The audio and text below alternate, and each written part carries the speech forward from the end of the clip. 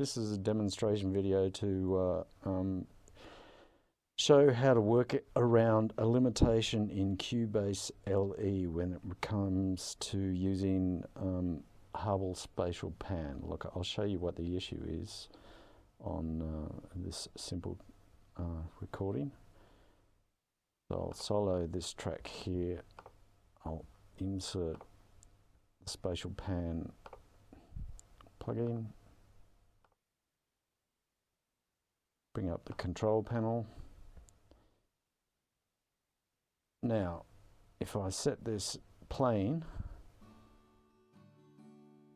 you will note that you get this tonal shift, but you don't get any panning.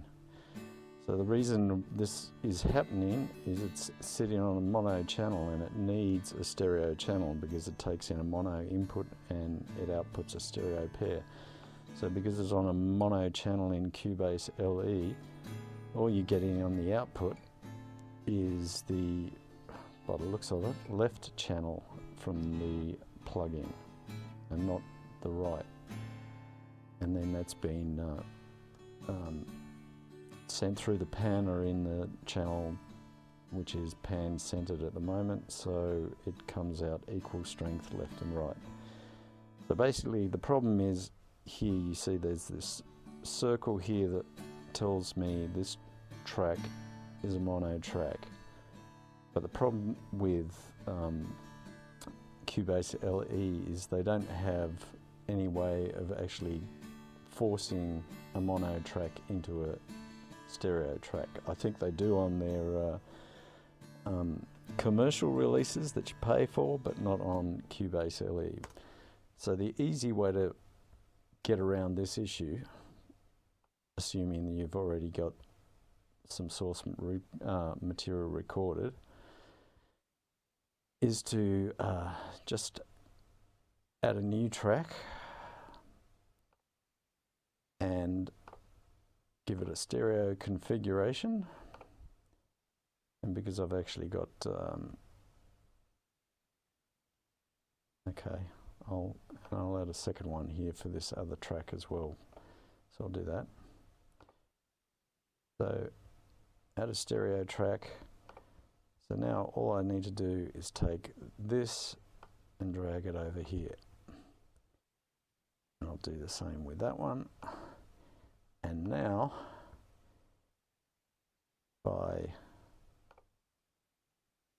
I've still got that effects channel there. I can get rid of that because I don't need it anymore. So, because I'm not using it, I'm now using, sorry, it's a debug version at the moment, but that I can safely ignore. It's just a debug notification. So put in Har-Bal Spatial Pan for that, and hopefully now when I play it, it's sounding stereo, and there you go, look at that.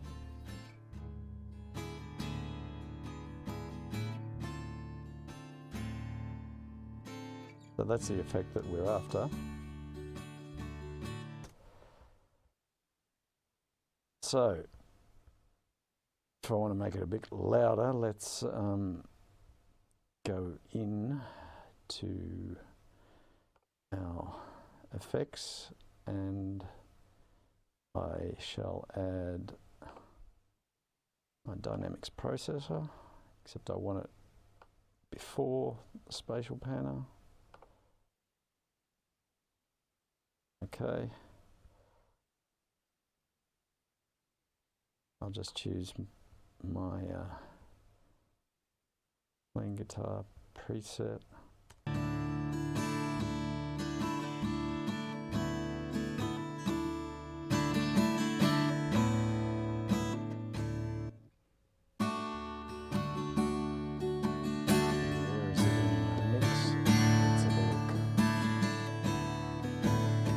That's pretty close to it.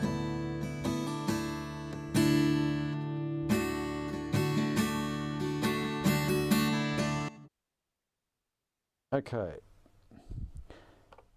so a basic explanation of what's going on here in the Spatial Pan.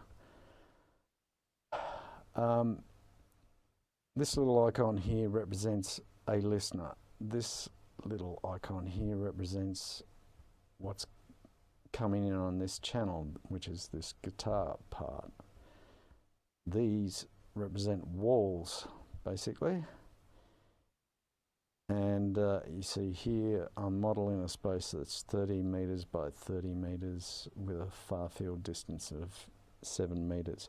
So here you can see I can switch a wall off or switch it back on and choose whichever one, or I can switch them all on and off simultaneously. The loss for each wall, so the loss number here represents how much gain loss you get in reflection, which is set to 1 dB there, and then there's an additional high frequency loss term here that allows you to dampen out higher frequency reflections.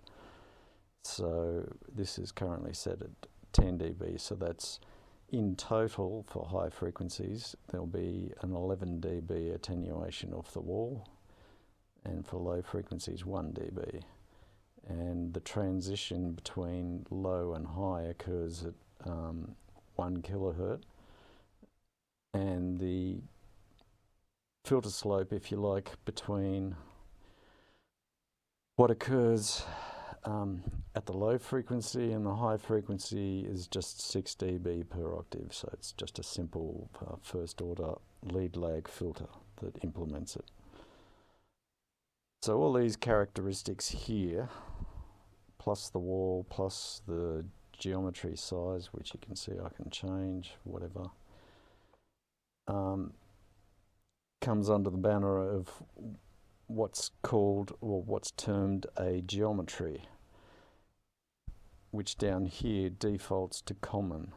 So basically if I add the way this interface works, which is probably a bit strange for your average VST plugin, or any plugin for that matter, is that this interface is shared in effect across the channels that share the same geometry.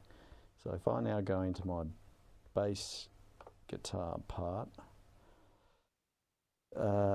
which is here, and add in my Spatial Pan effect, so now I've got two instances. I can open it up in here, and you see I can see two icons now because it's in this geometry.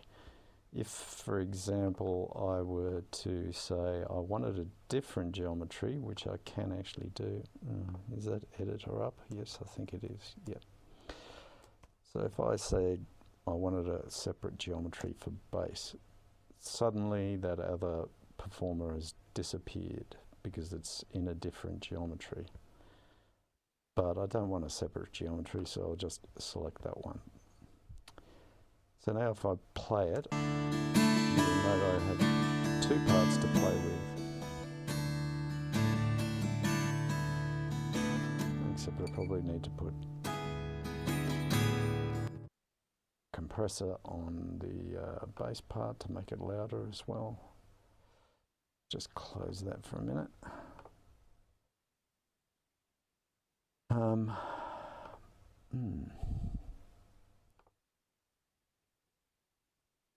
Again, I'll put that before there. Oops, that's not what I wanted. Let's try that one. Yes, now I can definitely hear it.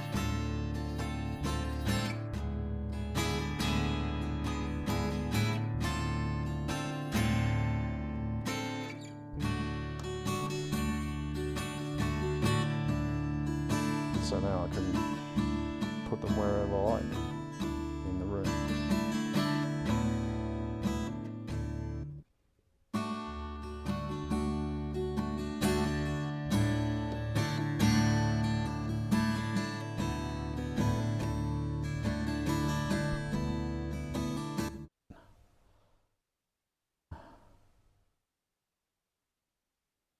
That's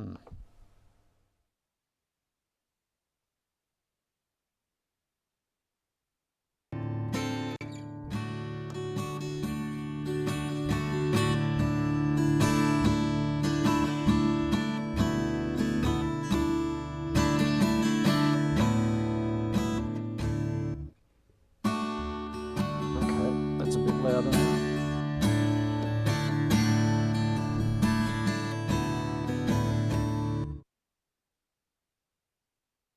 So one thing I'll demonstrate as well, I go,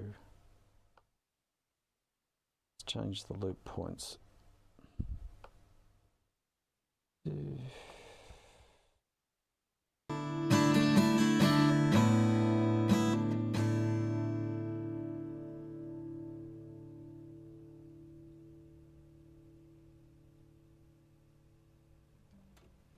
So you should note that there's a fair bit of hiss there, which we don't really want. But I have a solution for that. So if we go into here, I've got, where's it gone? There you go, Har-Bal multiband gate. So I should put this before the compressor, otherwise I might get some issues with using the gate because it's modulating the noise. So if I play that,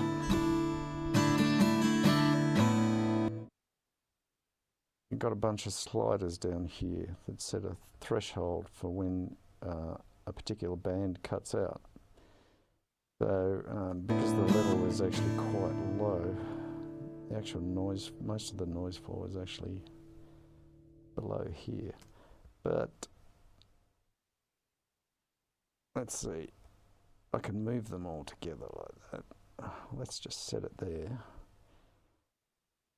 And this decay time controls how fast it decays away. Now, put that in a funny position.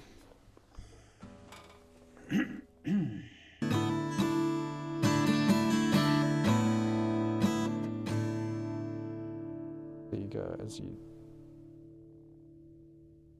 see, it decays away.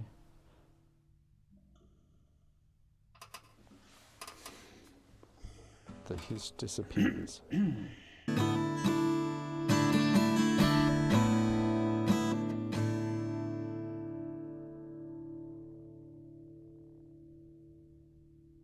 So the advantage of this over a conventional noise gate is it's much less obvious, because basically if I were to use a conventional noise gate, just a single band, I'd be cutting out, say, round about here. So you'd have a sudden cutout of the hiss. But basically what happens is here the hiss actually cuts out gradually across the band as each of the bands decays away to nothing, making it completely different.